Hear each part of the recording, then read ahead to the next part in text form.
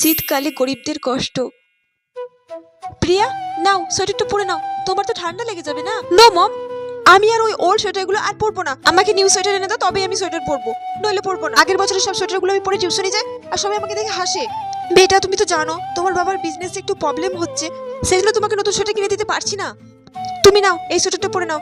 এই সোয়েটারটা তো আগের বছরের সোয়েটার, পুরো নতুনের মতো আছে। এছাড়া তো তোমার আগের বছরের 10-12টা নতুন সোয়েটার আছে, সেখান থেকে যে কোনো একটা পরে নাও। আমি কিছুতেই পরবো না, আমার ঠান্ডা লাগুক, তবু আমি আগের বছরের সোয়েটারগুলো পরবো না। আমাকে নতুন সোয়েটার এনে দাও, তবে আমি সোয়েটার পরবো। প্রিয়া, তুমি কিন্তু দিন দিন খুব অবাধ্য হয়ে যাচ্ছ। আমি কিচ্ছু জানি না, আমার নিউ সোয়েটার লাগবে, ব্যাস লাগবে।